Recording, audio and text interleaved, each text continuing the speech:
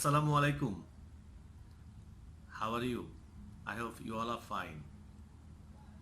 আসলে ইংলিশ শেখাটা কতটা গুরুত্বপূর্ণ এটা যদি আমরা রিয়েলাইজ করতে পারি, বাস্তব জীবনে যদি আমরা রিয়েলাইজ করতে পারি ইংলিশ কতটা ইম্পর্টেন্ট ফর আওয়ার লাইফ, আমাদের লাইফটা কতটুকু চেঞ্জ করে দিতে পারে যদি আমরা ইংলিশ স্পোকেন করতে পারি যে কোনো ট্রেডে, যে কোনো পেশাদার ব্যক্তির জন্য, যে কোনো জিনিস, শুধু ইংলিশ না, একটা ছোট্ট কথা বলি, যে কোনো জিনিস শেখার জন্য, জানার জন্য আপনার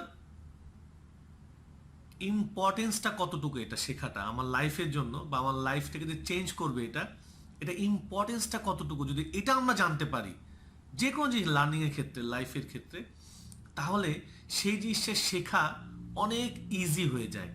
আসলে আমরা আমাদের ডেস্টিনিটা কি এটাই আমরা জানি না। The most of all people doesn't know what is his destiny. However, some people already have completed his graduation course or the university course. If you ask someone like this kinds of student, what is your destiny? They cannot say any answer for you. What is his destiny? So এইটা হতে আমাদের main important things.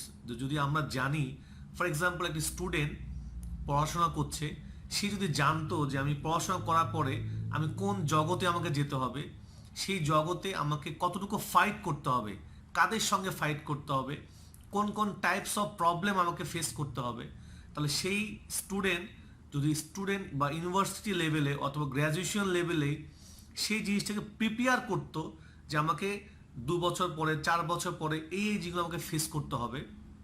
So এই during this time, এই 4 years, সে যদি ওইটাকে, প্রবলেমটাকে নিয়ে কীভাবে solve করতে হবে, এই সমাধানটাকে নিয়ে যদি সামনের দিকে এগিয়ে যেত, তাহলে যখন সে চাকরির লাইফে যাচ্ছে অথবা বিজনেস লাইফে যাচ্ছে, তখন কিন্তু সে এটাকে আর ইজি ফেস করতে পারতো, এই ধরনের প্রবলেমগুলো আর হতো না। আমাদের প্রবলেমটা এখান থেকেই শুরু হয়। এই জন্য আপনি যদি তার ডেস্টিনিটা জানেন, যে আপনার ডেস্টিনি কোথায়, it's very easy to sort out when you face this kinds of problem. Yes, it's can possible.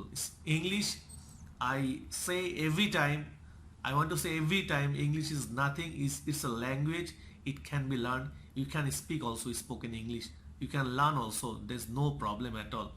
Yes, I am MD Robiul Karim Rubel, human potential trainer and also English trainer.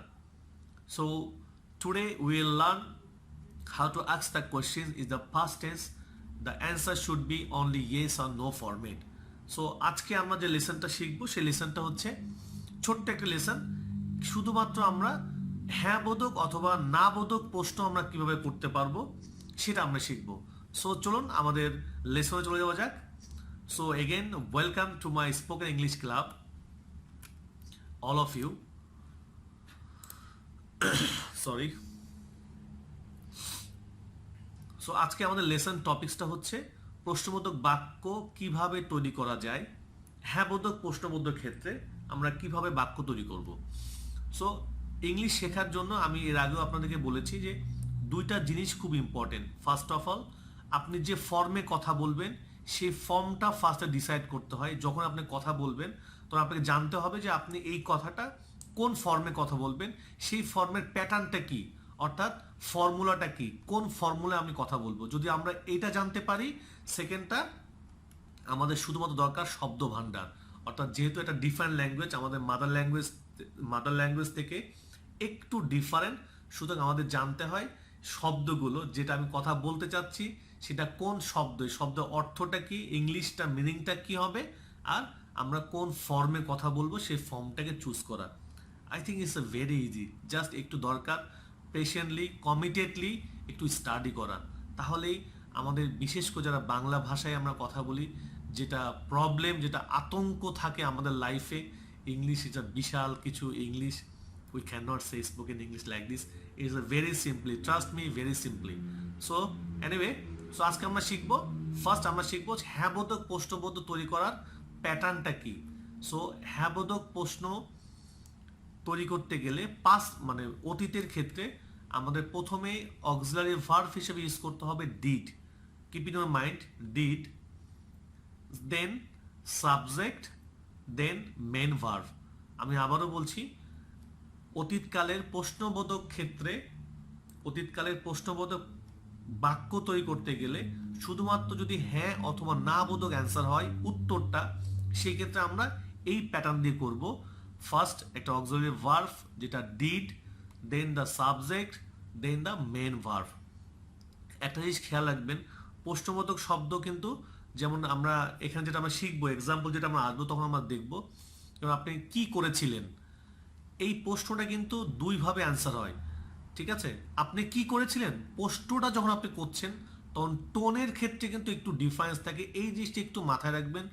শুধুমাত্র আপনি যখন কি দিয়ে প্রশ্ন করছেন তখনই কনফিউশনটা তৈরি হয়। কি দিয়ে প্রশ্ন করলে উত্তর দুইটা হয়, একটা হচ্ছে হ্যাঁ বোধক অথবা না বোধক, আর একটা হচ্ছে ডিটেলস আপনাকে জানতে চাওয়া হয়। যেমন টোনটা যদি একটু চেঞ্জ হয়ে যায়, একটু খেয়াল করবেন প্রিয় দর্শক, সেটা হচ্ছে আপনি কি করেছিলেন, উত্তরে হ্যাঁ অথবা না। অথবা যদি প্রশ্নটা এইভাবে হয় আপনি কি করেছিলেন, তখন কিন্তু আপনাকে জানতে চাওয়া হচ্ছে ইন ডিটেলস আপনি কি করেছিলেন, অর্থাৎ কি কি করেছিলেন আপনি। ঠিক আছে, যা যা আপনি করেছিলেন তখন আপনাকে কিন্তু সেইটা ডিসক্রিপশনে আসতে হবে। আর যদি টোনটা এরকম হয় আপনি কি করেছিলেন, শুধু আপনি কি করেছিলেন, সরি আপনি কি করেছিলেন, মানে আপনাকে প্রশ্নে বলা হচ্ছে যে ইয়েস আপনি করছেন কিনা, করেছেন কিনা, দ্যাটস মিন হ্যাঁ অথবা না। আমি মনে হয় এই ছোট্ট বিষয়টা আপনাদেরকে ক্লিয়ার করতে পেরেছি। সো চলুন আমরা এক্সাম্পলটা দেখে নিই। গতকাল তুমি কি সেখানে গিয়েছিলে, তাহলে প্রশ্ন শুধুমাত্র হ্যাঁ বোধক অথবা না বোধক দিয়ে কিন্তু অ্যান্সার হবে। ঠিক আছে, এটা একটু মাথায় রাখবেন। গতকাল তুমি কি সেখানে গিয়েছিলে, did you go there yesterday, did you go there yesterday. So just answer yes or no. ঠিক আছে, জাস্ট অ্যান্সারটা হবে yes or no. Another example, তুমি কি কাজটি শেষ করেছিলে, yes I did this work, or no I didn't did this work. Just yes or no, just yes or no. So তুমি কি কাজটি শেষ করেছিলে, did you finish this work. এর আমি যদি আগের লেসনটা আপনারা যদি কেউ ফলো করেন, আমরা কিন্তু সেখানে বলেছিলাম যখন আপনি ডিড ব্যবহার করবেন প্লিজ কিপ ইন মাইন্ড তখন কিন্তু মেন ভার্বের সঙ্গে কিন্তু সেকেন্ড ফর্মটা কিন্তু হয় না। আবারও বলছি, যখনই আপনি ডিড ব্যবহার করবেন তখন কিন্তু প্রশ্নবোধকের ক্ষেত্রে মেন ভার্বের সঙ্গে কিন্তু সেকেন্ড ফর্মটা কিন্তু হয় না। প্লিজ, এটা অনেক সময় ছোটখাটো মিস্টেক হয়ে যায়। সো সেকেন্ড আমরা হ্যাঁ বোধক প্রশ্ন তৈরি করা শিখলাম। এখন আমরা দেখব, সরি আরেকটা এক্সাম্পল আছে, তুমি কি তার সাথে দেখা করেছিলে, তুমি কি তার সাথে দেখা করেছিলে, just did you meet him, just yes or no, answer just yes or no. Did you meet him, তুমি কি তার সাথে দেখা করেছিলে। তারা কি গান গেয়েছিল, তারা কি গান গেয়েছিল, জাস্ট ইয়েস অর নো ফর্মে অ্যান্সারটা হবে। Did they sing a song, did they sing a song. Just আমি আবারও বলছি, ফর্মটা খেয়াল রাখবেন কোন ফর্মে আমি করছি, সেই ফর্মের প্যাটার্নটা কি ছিল, অর্থাৎ did then subject then main verb. ঠিক আছে, সেই প্যাটার্নটা খেয়াল করতে পারলেই, শুধু আপনারা সাজিয়ে দিলেই, শুধু বসিয়ে দিলেই আপনারা কিন্তু ইংলিশে কথা বলতে পারবেন। বাট যদি আপনারা প্র্যাকটিস না করেন, definitely you can not learn spoken English, never and ever and never. Okay, so next আমরা দেখব প্রশ্নবোধক বাক্য তৈরি করার ক্ষেত্রে না বোধক প্রশ্ন ক্ষেত্রে কিভাবে প্রশ্নটা করতে হয়। সেম, শুধু একটু ডিফারেন্স, প্যাটার্নটা একটু ডিফারেন্স, সেটা হচ্ছে ওখানে ডিড হয়েছিল এখানে ডিড নট হয়ে যাবে, অর্থাৎ একসঙ্গে যদি আমরা বলি সেক্ষেত্রে ডিডেন্ট হয়ে যায়। ঠিক আছে, didn't, didn't then subject then main verb. So same pattern, শুধু একটু নট বসিয়ে দিলে আমরা না বোধক প্রশ্ন আমরা তৈরি করতে পারি। আমরা এক্সাম্পলটা দেখে আসি। তুমি কি ভাত খাও নাই, তুমি কি ভাত খাও নাই, didn't you eat rice, didn't you eat rice, তুমি কি ভাত খাও নাই। প্যাটার্নটা একটু খেয়াল রাখবেন। আর শব্দগুলো, এটা যত শব্দ আপনি নিজে মুখস্থ করতে পারবেন, যত শব্দ ভান্ডার আপনি জানবেন, তত ফ্লুয়েন্টলি আপনি কথা বলতে পারবেন, যদি প্যাটার্নটা আপনার জানা থাকে। সো আমার সেকেন্ড এক্সাম্পলটা হচ্ছে, সে কি কাজটি শেষ করেছিল না, সে কি কাজটি শেষ করেছিল না, that's mean didn't he finish this work, সেই কাজটিকে শেষ করেছিল না। সো প্যাটার্নটা ঠিক রাখবেন, শব্দ ভান্ডারটা রেডি রাখবেন। আই হোপ ইংলিশে কথা বলাটা অনেক easy. So thank you so much for watching my video. Again, I am telling you, if you want to learn spoken English, you have to be patient, you have to be committed, and you have to be practice regularly, more and more, and just committed every day. You can give the you will give the time at least 20 minutes once a day. So it's a very easy. So once upon you can learn spoken, you can speak and spoken English very easily.